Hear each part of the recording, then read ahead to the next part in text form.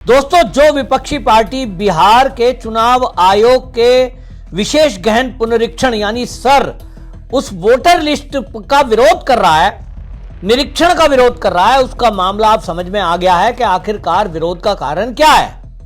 जिस तरह से बिहार में लगभग 62 लाख ऐसे फर्जी मतदाता उस वोटर लिस्ट में थे जो दुनिया में थे ही नहीं, या तो डबल थे या तो ट्रांसफर हो गए थे। जब उनका सफाया हुआ तो पूरा विपक्ष बौखला रहा है। अब महाराष्ट्र से एक बड़ी खबर आई है कि महाराष्ट्र में किस तरह से फर्जीवाड़ा करके फर्जी दस्तावेज बनवा कर देश के अंदर आए हुए घुसपैठिए जो बांग्लादेश से आए, जो रोहिंग्या थे, उन्होंने फर्जी दस्तावेजों के आधार पर वोटर लिस्ट में अपना नाम ऐड कराया। महाराष्ट्र की देवेंद्र फडणवीस की सरकार ने 42,000 ऐसे फर्जी प्रमाण पत्रों को रद्द कर दिया है और यह कार्रवाई किरीट सोमैया ने खुलासा किया। उसके बाद सरकार ने जब जांच की तो पाया कि वाकई में जो किरीट सोमैया पिछले लंबे समय से वोट जिहाद की बात उठाते आए हैं उसमें कहीं ना कहीं सच्चाई है।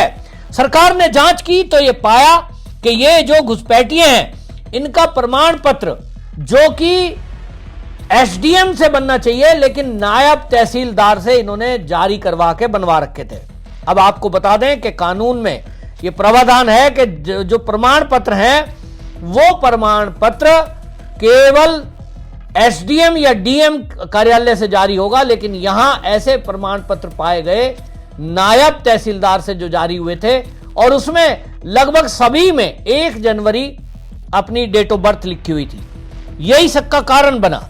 असल में महाराष्ट्र में जब से बीजेपी सरकार बनी है, देवेंद्र फडणवीस जब से सीएम बने हैं खासतौर पे, तब से एक गहन ड्राइव चलाई जा रही है पुलिस के द्वारा और पुलिस जो है घर घर में जाकर चेक कर रही है। उनको यह आदेश हुआ है, आपको याद ही होगा पिछले दिनों अमित शाह जी ने, केंद्रीय मंत्रालय ने यह आदेश जारी किए थे सभी राज्यों को कि घुसपैठियों को निकाल करके बाहर किया जाए और जहां भी इनकी संख्या है उसको ठीक से चेक किया जाए और इनको फिर डिटेंशन सेंटर या तो जेल में रखा जाए। इसी कड़ी में जब पुलिस महाराष्ट्र में जांच करने निकली तो उसने पाया कि जो भी प्रमाण पत्र देखते हैं ज्यादातर पर नायब तहसीलदार के द्वारा बने हुए हैं और उसमें डेट ऑफ बर्थ जो लिखी है वो 1 जनवरी है। 1 जनवरी देखते ही ये तय हो गया कि मान लीजिए एक ही परिवार में सभी लोगों की डेट ऑफ बर्थ 1 जनवरी कैसे हो जाएगी, और इससे शक हुआ तो जांच की गई तो पाया कि वो प्रमाण पत्र बनाने वाला नायब तहसीलदार है। अब ये नायब तहसीलदार प्रक्रिया कब शुरू हुई है, तो जब ये एमवीए की सरकार थी, ज्यादातर प्रमाण पत्र तब बने हैं, यानी उद्धव ठाकरे जब मुख्यमंत्री रहे हैं तब ये बने हैं। अब पूर्व भारतीय जनता पार्टी के जो सांसद किरीट सोमैया ने, इन्होंने जो कंप्लेंट करी थी उसको लेकर के इनका दावा पहले से रहा है। इन्होंने कहा कि सरकार ने पिछले 2 महीने में 42,191 जन्म प्रमाण पत्र रद्द कर दिए।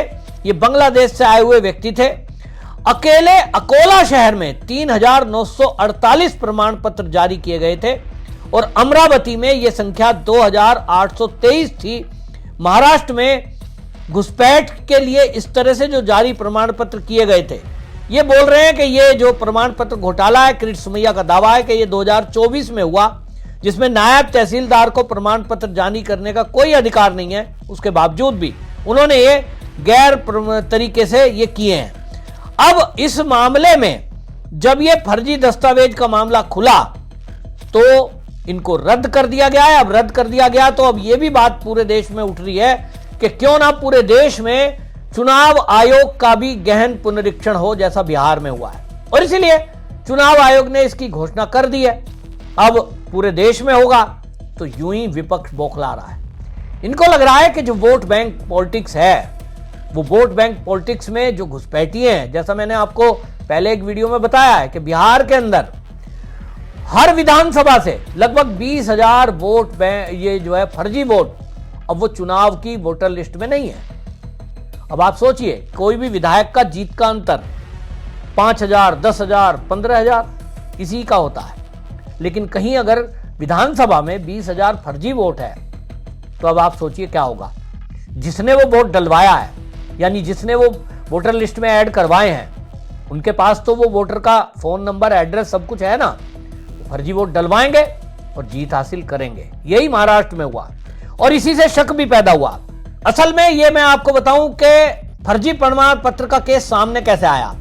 2024 के लोकसभा चुनाव में भारतीय जनता पार्टी मालेगांव चुनाव हार गई और जब उसका एक तरह से आत्मनिरीक्षण किया गया, आत्ममंथन किया गया, पार्टी के कार्यकर्ताओं के साथ सब लोग बैठे, तो किरीट सोमैया वो खुलासा कर पाए जो उन्होंने कहा था वोट जिहाद।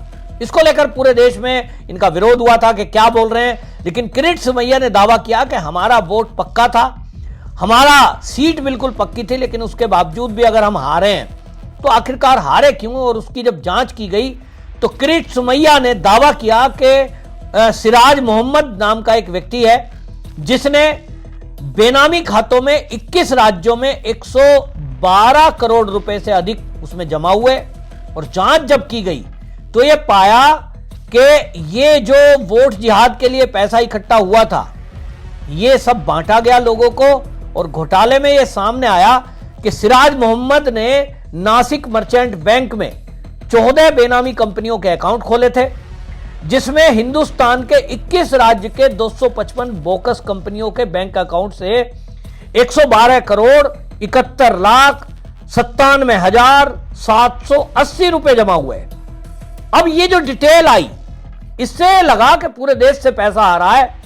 तो किरीट सोमैया इसका खुलासा करते हुए उस समय बोल रहे थे, उन्होंने बताया कि इसी तरह मालेगांव की बैंक ऑफ महाराष्ट्र शाखा में 5 बेनामी अकाउंट खोले गए जिनमें 53 करोड़ 75 लाख रुपए आए। अब ये महाराष्ट्र की एटीएस इसकी जांच कर रही है।